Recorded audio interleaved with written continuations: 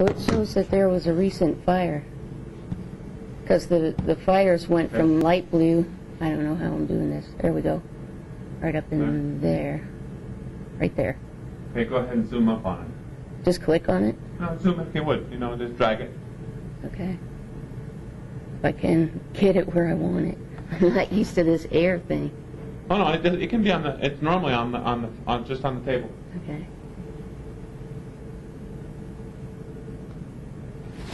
That.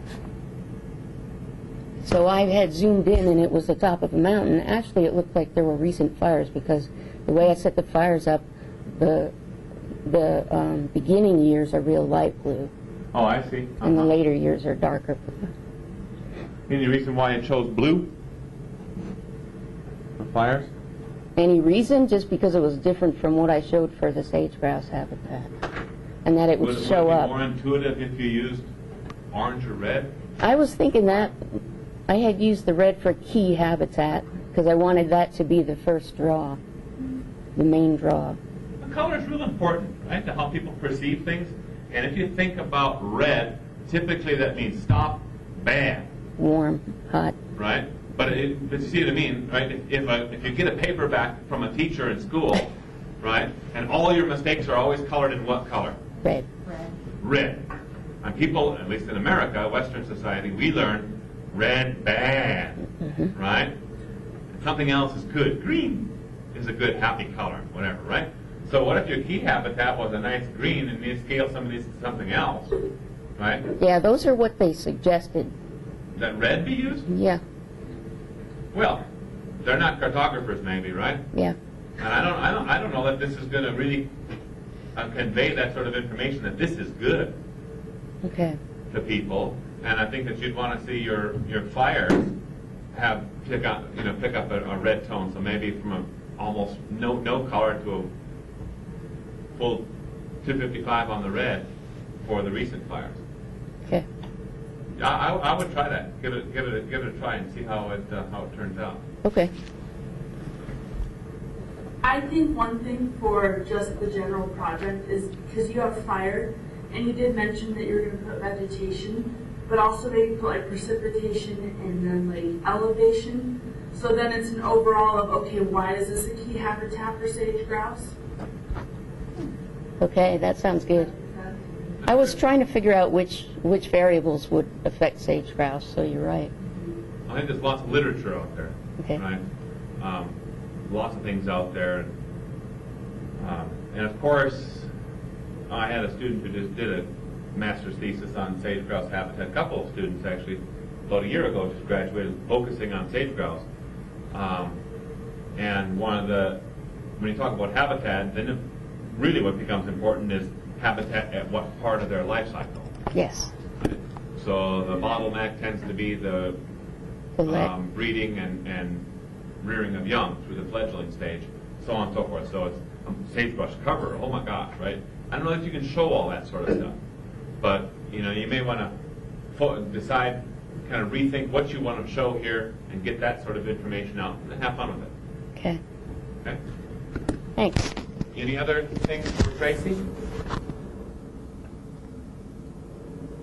All right, I'll close up that one. GPS tree accuracy comparison. Whose is this? It's mine. Okay. I'll go ahead and click on it to bring it up. I'm going to move the microphone a little bit closer to the speaker. You'll have to speak up, as well as you can. Okay. This was Kate and I's GPS project, and what we did is we went around and we collected tree data between the two buildings there at the Pocatello campus, and we collected it with the Trimble sub-meter unit and the Juno meter unit, and then the commercial grade Oregon and Dakota, and then my Droid cell phone to see the accuracy between all the units and how they compared to each other. Okay. Well, that's neat.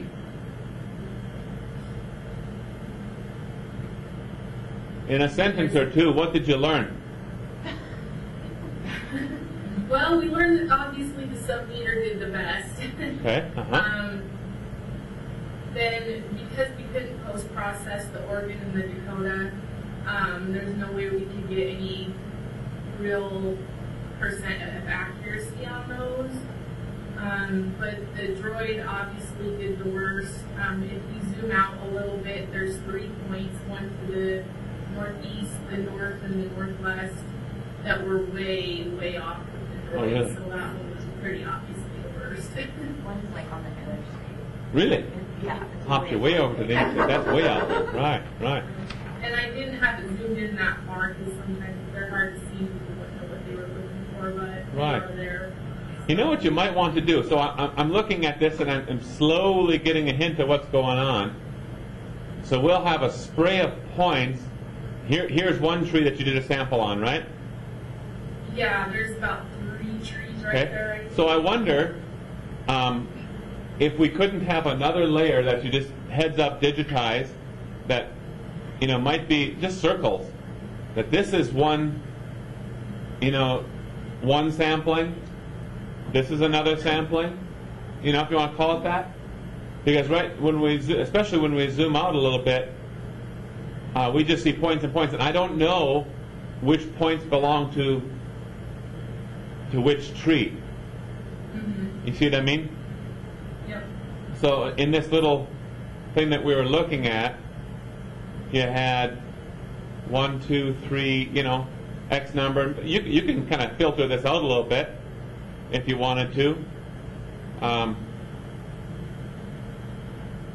There's one. I don't know if these are 2 separate ones. Yeah, they are. Yeah, so maybe just doing something like that, just some real quick circles that you'd heads up digitize. This is what we're doing. In some cases, though, that's not important. You kick it out. This is interesting that some of these shrubs here were popped all the way on top of the building. It's cool. And if you turn off some of the layers on the left, then you can tell a little bit better which points are for what trees. But Right. it just doesn't do it as kind of jumbled. Yeah, so if we go from this. Interestingly here, the Motorola Droid, which I assume has got the worst accuracy, its color is awful similar to the one that has the best. You might want to find. I did have a little trouble finding different colors for each one to show. Right, there's so many, but don't forget about using completely different symbols instead of circles. No. Okay. You could use a triangle, something like that, whatever. So you can mix and match those sorts of things, and maybe come up with some sort of scheme. So this is your sub-meter corrected. Yeah, then you can pick it up and say, okay, here's this one. Oh, I see. So you got these points over here. Had an easy north-south shift on those, so on and so forth. It's interesting that one of the sub-meter corrected ones is over the building, but then there's no. Oh yeah. And is there a blue one that's up above that one a little bit, maybe? Or north? No, that's bizarre. Yeah.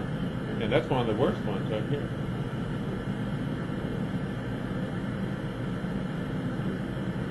We're wondering if we're getting balancing between the buildings. Sure. Yeah. Or also, I don't know how possible it would be, but maybe you digitize it or something, but you have like where the actual tree should be, whether or not it's a point or a circle, like you were saying. So you could then compare, like especially if you actually have all the points labeled to which tree they should be, then maybe you could get something with that as far as accuracy, like The way to turn the comparing. labels on and off, I was doing that with all the labels would jumble up so bad.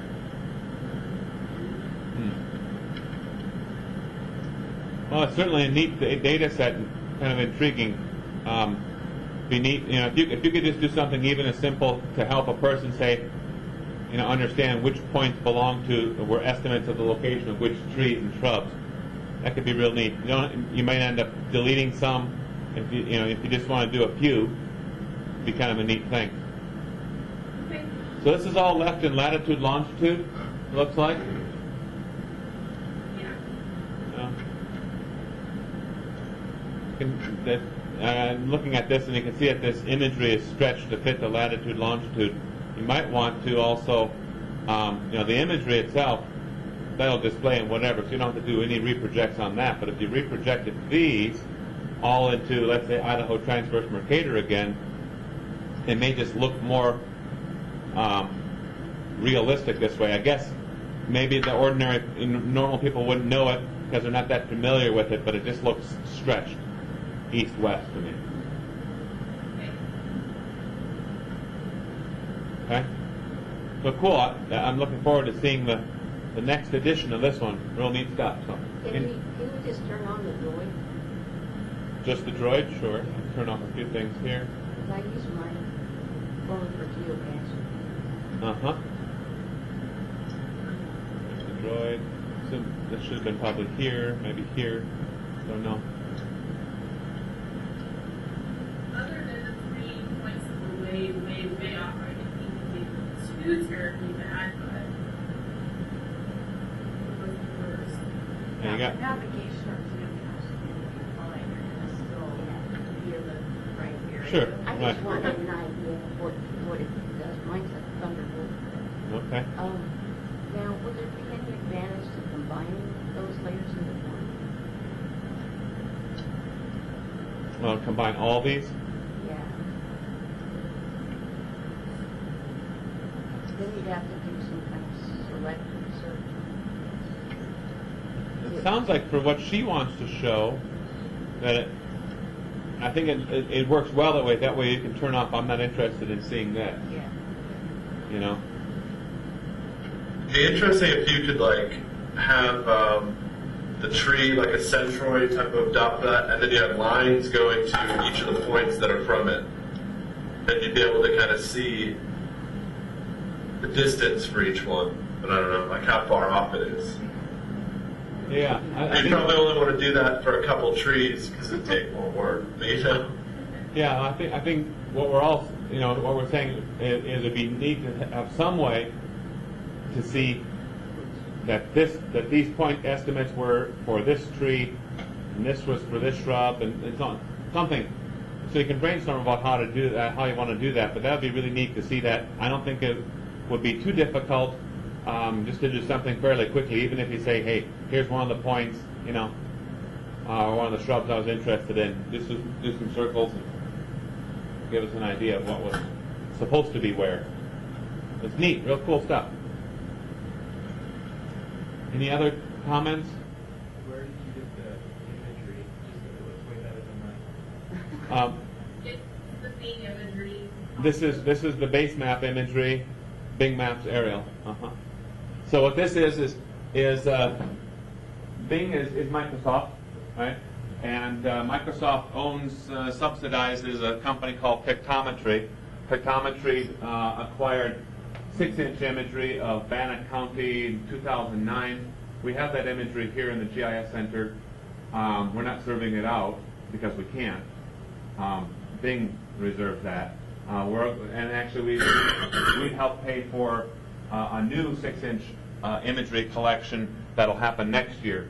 I believe we'll then be allowed to serve that out because we'll be licensed users of it or whatever. It's a different license. But that Bing, so it's 6-inch at this point. Yeah. And how do you get that map? All you're going to do is use that Bing layer, the base layer, and then because she's zoomed in so far, it has substituted the 1 meter and coarser imagery for that stuff that they got, which is the 6-inch. Right? Hey Keith, is it better? I tried to add the Bing Maps once I got into the web application creator. Right. Is it better to connect to the Bing Maps in your ArcMap document? Yeah, definitely. Yep. Okay. And you could do that on the server. You can do it at any time, but definitely do it inside the ArcMap document. Okay, I'll go ahead and close this up. That was Denise, right? Yep. Okay. Rigby road maintenance history. We have some typos in there. We should capitalize Rigby.